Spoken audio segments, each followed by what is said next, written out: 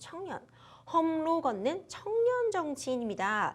여야에서 청년 정치인으로 주목을 받던 이준석 국민의힘 대표와 박지원 전 더불어민주당 비상대책위원장이 나란히 위기를 맞았습니다.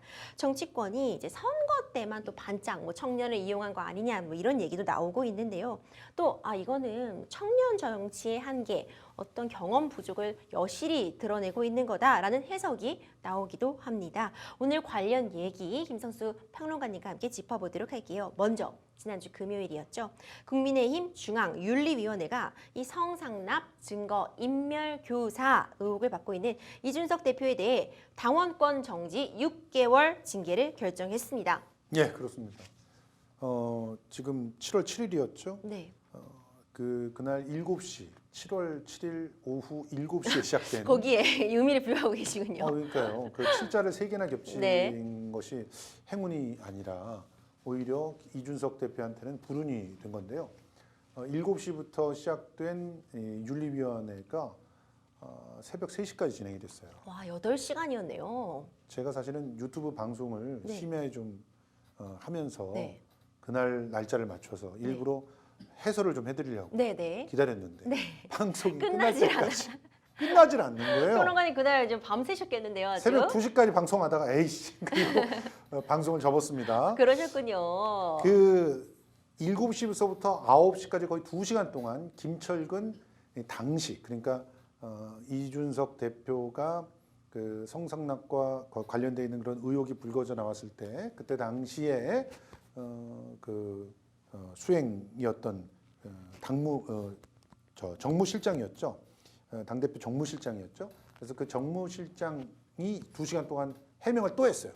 지난달에 이미 윤리위원회에서 해명을 했는데 그게 받아들이지 않아가지고 결국 김철근 전 정무실장한테 먼저 징계 절차가 진행이 되고 있었던 상황인데 그런데 이때 다시 또 해명 기회를 줬는데 그게 2시간 끝나고 나서 9시 어림서부터 다시 이준석 대표가 들어가서 거의 3시간 가까이 그래서 자정이 되기 직전에 그 해명이 끝났습니다. 네. 자기가 해명하러 들어가기 직전에 또 JTBC에서 엄청난 또 보도를 터뜨렸어요. 네. 이준석 당대표를 이 성상납 의혹으로 좀 압박을 하는 그런 윗선이 있었다는 폭로 기사가 나왔어요. 네. 이 기사는 정말 충격이었습니다. 이후에 다른 방송에서도 보완하는 기사들이 나왔는데 그걸 총 정리해서 말씀을 드리면 이런 겁니다.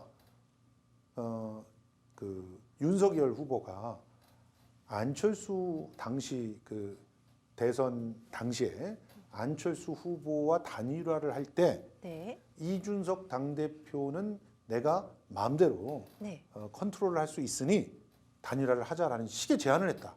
어... 그러면서 그 윗선에서부터 그런 압력들이 있어서 결국 성상납과 관련되어 있는 이 의혹을 터뜨릴 수밖에 없었다. 이런 얘기들이 관계자로부터 나왔다는 그 보도입니다. 그러니까 이걸 가지고 이준석 당대표는 엄청난 상실감을 표현하면서 눈물까지 보였죠. 그리고 3시간 가까운 그런 해명을 했는데 해명이 끝나고 나서 자정에 또 이제 우리가 회의를 해야 됩니다 이러더니 새벽 3시까지 회의를 해서 결국은 6개월간 당원권 정지라고 하는 강하다면 강한 그런 그 결론이고요. 그리고 굉장히 정치적인 묘한 지점에서 마치 조종된 것 같은 그런 징계 결과가 나온 겁니다. 이걸 왜 제가 그렇게 말씀드리냐면 자 사실은 민주당에서는요 그냥 말 한마디 실수했다고 6개월 당원권 정지를 떨어뜨렸거든요. 그게 희롱이다. 근데 그거에 비해서 성상납이 만약에 거의 사실로 확인되는 그런 상황이고 경찰 수사까지 받고 있는 그런 상황이라면 그러면 애초에 무죄가 나올 때까지 기다리면 징계를 아예 안 해야 맞는 것이고 그리고 그렇게 경찰이 수사까지 들어간 것만으로도 당대표로서의 품위를 손상했다고 하면은 거기에 준하는 징계가 나와야 되는 겁니다. 근데 당원권 정지라고 하는 것은 실제로 당원으로서 자격을 박탈한 게 아니에요. 일정한 기간 동안에 유예를 두는 셈이거든요. 그러니까 복잡해지는 상황이 벌어졌죠. 결과적으로 지금 국민의힘의 상황은 당원권 정지이기 때문에 새로운 대표를 선출할 수가 없습니다.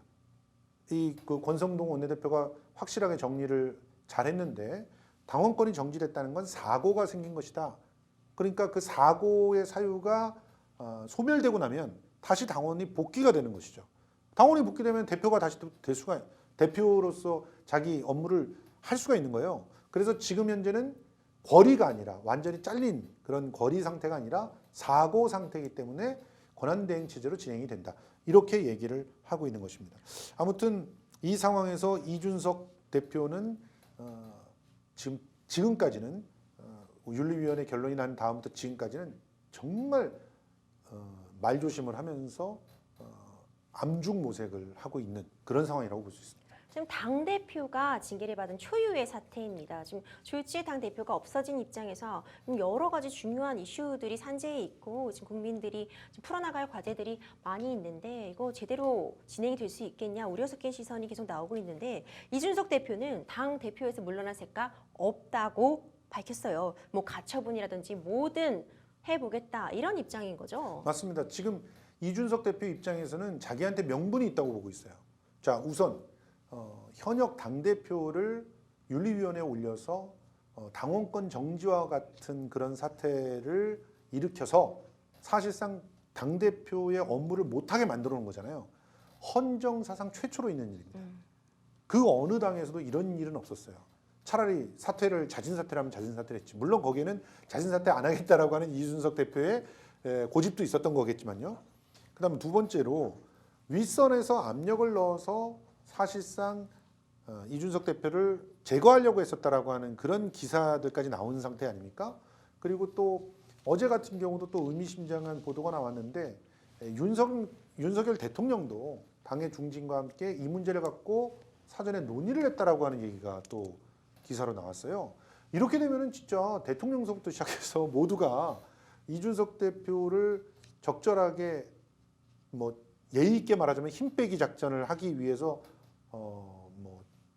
담합을 한 게 아니냐 이런 얘기들이 나와요. 그러면 이준석 대표의 입장에서는 당연히 나의 권리를 찾기 위해서라도 이 부당한 어떤 음모와 싸워야 된다라고 주장을 할 수 있는 명분이 생기는 것이죠. 그리고 지금 당원 당규에도요 어떻게 되어 있냐면은 당 대표가 당원의 징계를 결정할 권한이 있습니다. 여기서 우리가 나오는 네 글자짜리 말이 있죠. 이해 충돌. 그러니까 윤리위원회에서는 심의만 하는 곳이에요. 결정을 하는 곳은 당의 그 행정기구 안으로 들어와야 돼요. 그 행정기구의 장이 당대표입니다. 그러니까 당대표의 결재가 있어야 징계가 완성이 되는 거예요. 근데 당대표의 권한으로 사고가 됐다라고 유권 해석을 하기 전에 당대표 권한으로 이 그 징계에 대해서 효력을 보류하겠다 이런 식의 발표를 해버렸거든요. 물론 이거 가지고 이제 권선동 원내대표와 또 다툼이 좀 있었습니다만 어쨌든 이렇게 되다 보니까 결국 당에서도 강력하게 밀어붙여서 뭐 거리를 시킨다거나 뭐 하는 것을 선택하기가 어려운 그런 상황이라고 볼 수 있겠고 이 당원 당규상에 없는 선택을 할 수가 없어서 어떻게 보면은 이제 사고라고 하는 어정쩡한 상태에 합의를 한 게 아닌가 이런 생각도 듭니다. 다만 이게 사고가 됐으니까 어떤 일이 열리게 됐냐면 재심 신청을 했죠. 그리고 재심 신청하면 다시 또 윤리위원회가 열려서 윤리위원회 판결을 또 받아야 됩니다. 그래서 거기서 뭔가 나오더라도 가처분 신청이라든지 또 행정소송을 통해서 할 수 있는 모든 것들을 갖다 또 하겠다는 입장이에요. 그럴 수 있는 길은 또 열렸습니다. 그래서 더더욱 국민의힘이 지금 오리무중 상태로 가고 있는 그런 상황입니다. 평론가님도 설명해 주시면서 벌써 지치실 것 같아요. 아, 지치고 있어요. 근데 앞으로 이게 끝난 일이 아니고 그러니까요. 더 계속될 거기 때문에 더 지치는 상황이 됩니다. 그래서 국민들이 참 답답할 것 같아요. 예. 지금 선거에 승리가 있었다고는 하나 사실 뭐 국민의힘 당대표가 잘해서 선거에서 이긴 것이냐는 또 많은 분들이 의문 가지실 수 있거든요. 그렇죠.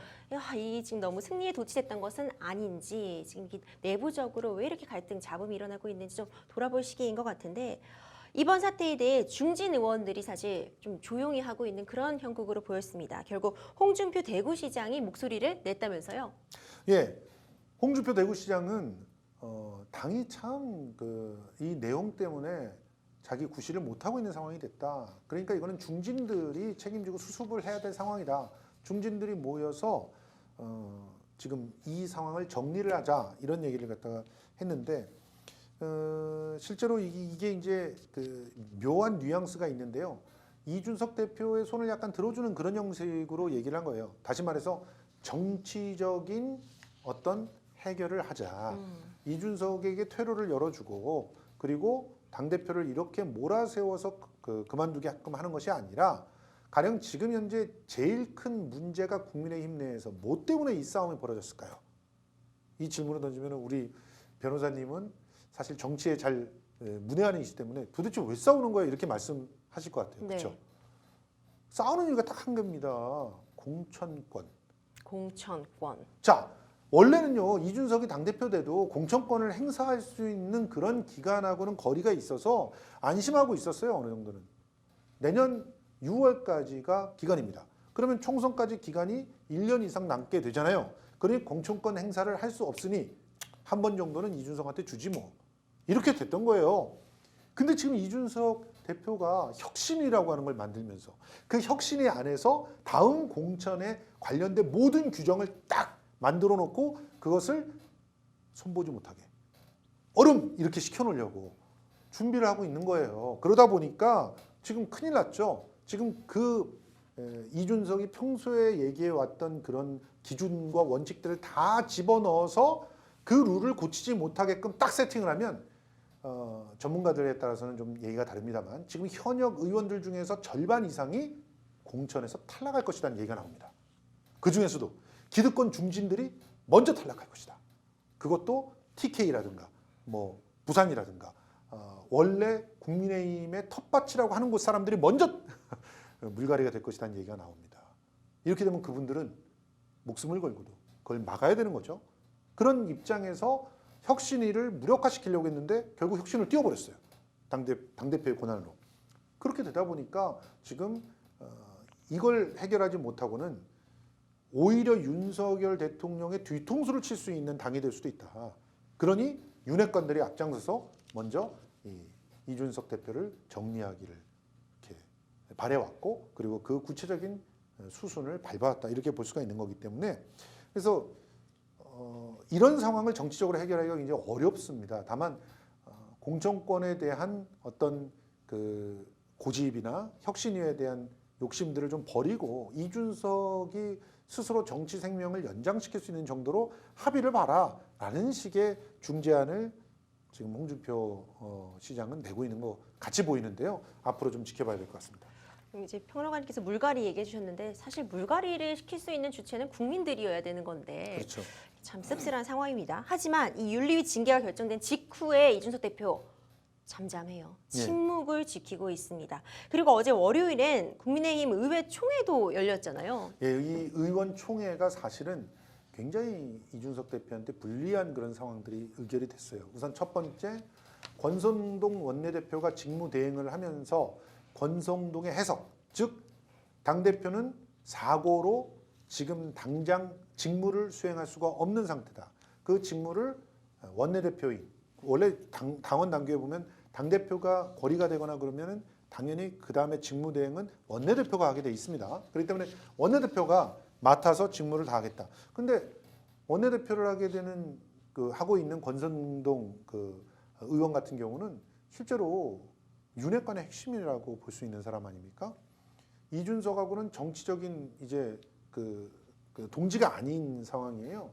그래서 결국은 윤핵관 쪽의 승리다. 이렇게 해석이 되는 것이고 그리고 뭐 오늘도 굉장히 유튜브를 비롯한 다양한 SNS를 뜨겁게 달군 그런 하나 짤이 있었는데요. 짧은 동영상입니다.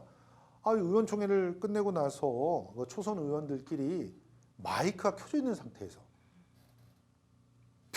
뭔 얘기를 갖다 막 했어요. 그런데 거기에 보면은 사실상 경찰에서는 이준석 대표의 성상납 사실은 있었던 걸로 인정을 하고 있다는 사실이 공유가 돼버렸어요. 그러면은 이준석 대표는 치명타를 입게 돼요. 그렇죠. 일단 거짓말한 게 치명타가 되는 것이고 아무리 법적으로는 공소시효가 지나서 법적인 어떤 징벌을 받지 않는다고 해도 성상납을 받았다라고 하는 것 자체는 그것도 청년으로서의 모든 가치들을 다 일과에 날려버리는 그런 상황이 돼버리지 않겠습니까? 그럼요. 근데 그런 상황들이 그냥 나와버렸어요, 방송을 통해서. 물론 이거는 그 의원의 개별적인 판단이 들어가 있는 얘기입니다. 그러니까 100%뭐 증거 자료를 갖고 나와서 그걸 서로 보여주면서 이렇게 한 건 아니었기 때문에 아직까지 여지는 있습니다만 그런 상황까지 이렇게 의원총회에서 공유된 게 사실이라는 거 아닙니까? 그래서 의원총회에서는 결과적으로 이준석 대표에 대해서 제재를 하고 사실상 퇴출하는 그런 단계를 밟아가고 있다는 것이 확인이 된 것이기 때문에 이제 더 이상 이준석 대표가 침묵하고만 있지는 않을 것이다라는 게 보이죠. 실제로 오늘 SNS를 통해서 이준석 대표는 당원에 가입하라고 청년들을 독려하기 시작했습니다. 이제 싸움에 나서겠다는 그런 선언을 했다고 볼 수 있습니다. 저 야당의 입장 궁금합니다. 지금 야당은 어떤 의견 피력하고 있나요? 양쪽을 다 모두 가게를 하고 있는 그런 상황입니다. 아, 또 피곤해지는데요. 네, 토론하니 피곤하죠. 피곤해집니다. 솔직히 그 더불어민주당의 입장에서는 굿이나 보고 떡이나 먹자라는 그런 입장이 되겠죠. 지금 누구를 하나를 응원할 수가 없는 상황 아닙니까? 이준석 대표를 응원하다간 그러면 성상납이라든가 이런 걸 용인한다는 얘기냐 이런 얘기를 들을 수밖에 없는 것이고, 그리고 윤핵관 쪽을 응원하다가 보면 그런 이런 식으로 일당 독재를 거의 만들어 가려고 하는 것이냐, 윤석열 체계를 만들려고 하는 거잖아요. 그러면 원만한 당정 관계라고 하는 것은 서로가 협조하면서도 긴장 관계를 유지해야 되는 거거든요. 근데 윤석열의 핵심 어떤 세력들이 당을 전체 장악해 버린다면 결코 대통령에도 좋은 일이 아닙니다. 쓴소리를 할 수 있는 그런 상황이 없어지기 때문이죠. 그래서 지금 야당의 입장에서는 양쪽을 다 비판을 했습니다. 특히 윤석열과 안철수 의원이 단일화를 할 때 그때 이거는 아주 정말 국민을 굉장히 도외시한 자신들의 이득을 가지고 특정한 한 사람을 제거하기 위한 그런 모략의 단일화라는 거 아니냐. 그러면서 이 단일화가 결국은 사기였다. 이런 얘기까지 나오고 있는데요. 앞으로 좀 지켜봐야 될 것 같습니다. 국민의힘 비대위원장을 지낸 김종인 전 위원장은 좀 우려의 목소리를 낸 것 같아요. 예, 또 이 김종인 위원장 같은 경우는 이준석 대표가 정치적인 스승으로 모시고 있는 분 아닙니까? 그래서 김종인 위원장은 당연히 이준석 대표에게 이렇게 좀 편을 드는 얘기를 했죠. 이 사태로 인해서 국민의힘이 치명상을 입었다. 순리적으로 이 문제를 해결하지 못하고 당대표를 징계한다는 것은 상식적으로 납득이 되지 않는 얘기다. 이렇게 얘기를 하면서 이준석 대표의 손을 들어주는 발언을 했습니다. 사실 김종인 위원장의 입장에서 보면은 그래도 상대적으로 오랫동안 정치를 해왔고, 그리고 그나마 형식적인 민주주의만이라도 조금 더 앞장서서 이끌어 나가고 있던 세력이 이준석 대표를 위시한 좀 젊은 그런 정치 세력이었다고 보는 거거든요. 그러니까 그나마 그런 세력들이 조금 더 힘을 얻어야 국민의힘이 좀 새로운 피가 수혈도 되고 당내 민주주의가 좀 정착이 되면서 지금과 같이 리더 한 사람에게 의해서 전부 다 거수기 들듯이 막 들어버리는 그런 당이 아닌 제대로 된 토론과 또 정책이 살아있는 정당이 될 것이다. 이렇게 보고 있는 것이라서, 그래서 김종인 전 위원장의 우려들이 이렇게 나오고 있는 거라고 볼 수 있겠죠. 이 이준석 대표의 성산납 의혹을 처음으로 제기했던 이 유튜브 가로세로 연구소가 이번 사태를 두고 이거 청년파리 정치다 또 이런 비판에 나섰더라고요. 예, 실제로 이 청년파리 정치다라고 하는 것은 더불어민주당의 젊은 청년들이 많이 했던 비판이었습니다. 그런데 이걸 가로세로 연구소가 하네요. 가로세로 연구소는 뭘 팔아서 지금 방송을 하고 계신지 잘 모르겠는데 그분들도 뭐 결코 뭐 정의나 진실을 팔아서 방송을 하시는 것 같지는 않거든요. 그래서 이런 비판을 할 수 있는 자격은 있는지 모르겠습니다만 이 청년파리 정치라고 주장하는 것의 핵심은 이겁니다. 자기가 청년의 대변자다. 그러면서 청년의 팬덤, 자기를 갖다 지지하는 열성적 지지자들을 활용해서 마치 모든 2030 특히 남성들의 대변자인 양 자처하면서 일을 진행해 왔지만 실제로는 성상납을 받는 그런 권력자에 불과했고, 그렇기 때문에 청년들을 이용해서 자기의 정치적 욕심을 채운 것이다. 이런 비판을 하고 있는 것이죠.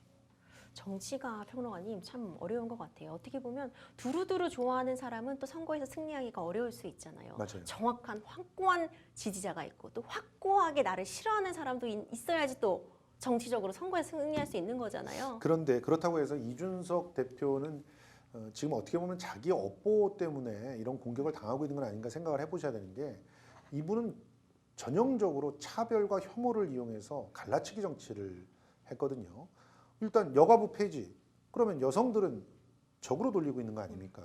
그리고 또 보면은 그 호남에 가가지고 호남을 이전까지 그 장악해 왔던 그런 운동권 세력들과 결별해야 된다 이런 얘기를 했는데 뭐 일견 타당성이 있다고 하더라도 그럼 운동권 세력들과 또 그들이 나름대로 옳다고 생각하는 사람들은 아예 나의 지지 세력으로 보지 않는다는 거 아니에요. 그러면서 비하를 하는 발언들을 하고 아니 운동권들이 없었더라면 그럼 대한민국의 민주화는 지금까지 이 정도만이라도 올 수 있었겠습니까? 그러면 서로를 인정해주는 발언이 아니라 누구는 이제 끝났다. 누구는 없애야 된다. 그러면서 비하를 하고 심지어는 혐오를 가능케 해서 그래서 결과적으로는 자꾸 쪼개는 정치를 했단 말이에요. 그래서 자기를 지지하는 열성적인 사람들은 만들었을지 몰라도 나머지를 적으로 돌렸잖아요. 이제 와서 누가 도와줍니까? 그러니까 이런 자승자박을 본인이 선택했다 이렇게 볼 수 있는 거죠. 근데 사실 지금 더불어민주당도 지금 싸움 구경을 그냥 신난다고 하고 있을 때만은 또 아닙니다. 여기도 내용을 치르고 있는데 전당대회 출마가 봉쇄된 더불어민주당 박지원 전 비대위원장 얘기도 좀 해봐야 될 것 같아요. 이재명 의원 지지자들이 이제 박지원 전 비대위원장의 8년 전 SNS 영상을 공유하면서 아동 성추행이다 이런 비판에 나섰다면서요, 평론가님? 예, 근데 이 부분에 대해서는 제가 객관적으로 보기에는 이게 이제 일종의 그 해석의 어떤 과다함을 가지고 비판을 한 것들을 가지고 서로가 굉장히 좀 그 과다한 그런 비판을 서로 주고받고 있는 건 아닌가 하는 생각이 들거든요. 실제로 이제 최강욱 의원의 그 화상 회의를 앞두고 진행이 됐던 그 농담이 있었습니다.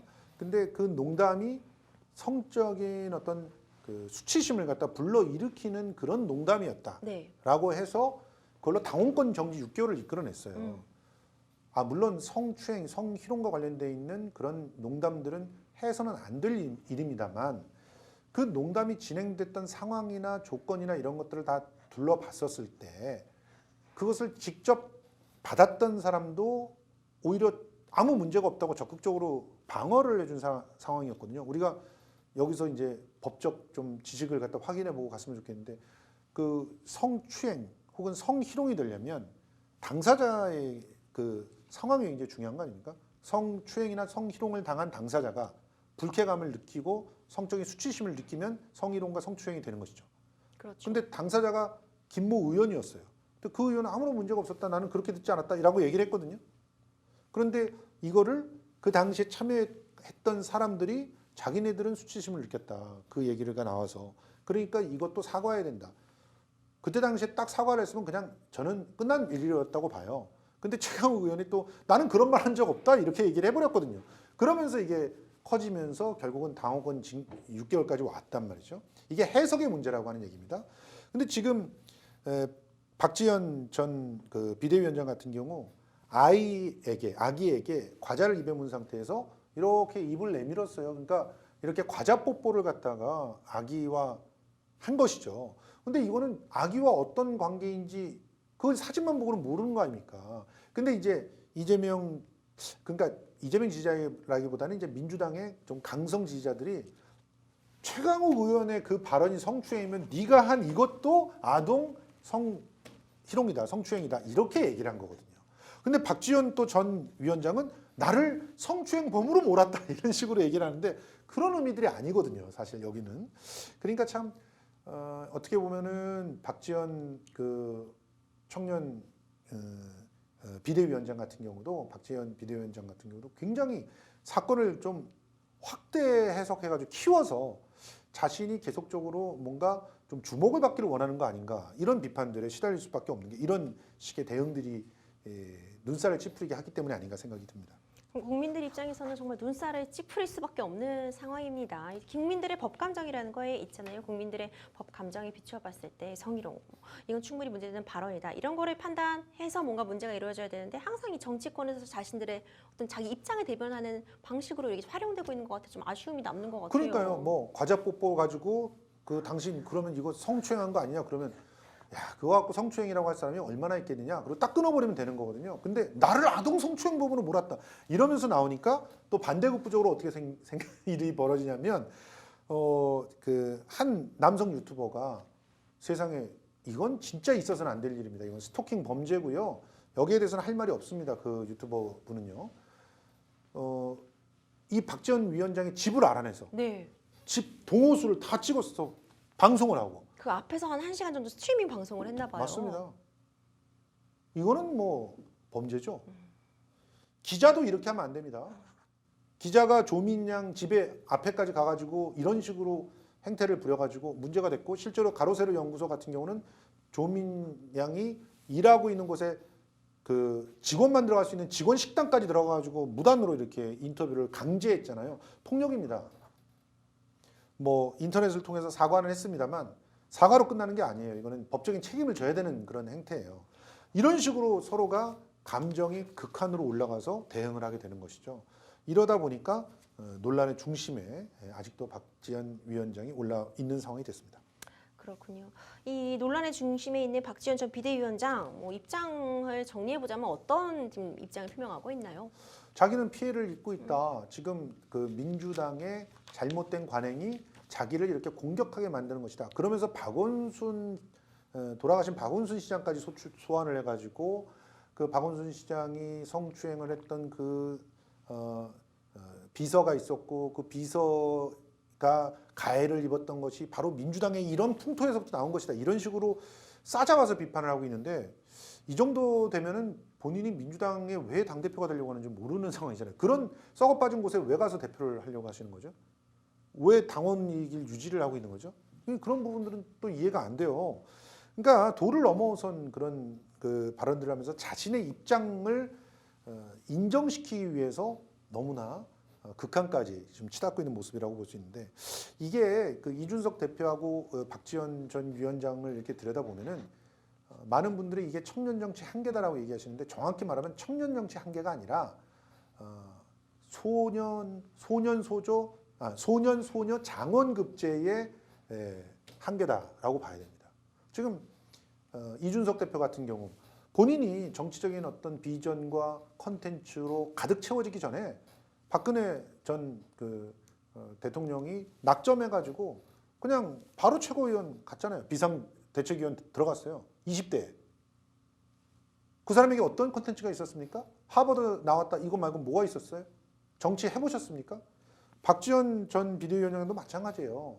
청년의 소통 통로로서 청년의 입장을 비대위에 전달해주는 비대위원 정도라면 딱 적절했던 거죠. 근데 이분을 갑자기 비대위원장을 만들었어요. 그러면서 이 비대위원장이 되는 상황에서 사실은 당내에 좀 중진들의 방패막이를 삼으려고 했다라고 하는 그런 증언들까지 좀 있는 상황이에요. 그러면 결국 청년을 데려다 쓰고 그 토사구팽을 했다는 겁니다. 이준석 대표도 마찬가지죠. 근데 이준석이란 사람은 그래도 10년 이상 당에 있으면서 여러 가지 그 경험들을 했지만 박지원 비대위원장을 이런 식으로 내친다고 한다면 역시 토사구팽이라는 얘기 그거를 입증하게 되는 그런 상황이 돼버리거든요. 컨텐츠가 없는 사람을 애초에 데려다가 쓴 것 자체가 잘못이었습니다. 그리고 그 책임은 중진들이 져야 되는 것이죠. 근데 중진들이 내 책임 아니다라고 하면서 다 나몰라라고 하고 있는 지점, 이 지점을 국민의힘에서는 홍준표 시장이 짚어낸 것이고 더불어민주당에서는 지금 이재명 의원이 짚어낸 겁니다. 그러면서 당의 소중한 자산이다. 그러니까 더 이상 서로 상처 주지 말아라 이런 얘기를 한 것이죠. 앞으로 어떤 식으로 청년 정치가 또 진행이 될지 좀 지켜봐야 되는 상황입니다. 마지막으로 지금 이준석 그리고 박지원으로 좀 대표되는 양당 청년 정치가 이렇게 마무리되는가 그리고 많은 분들이 좀 궁금해하시고 있어요.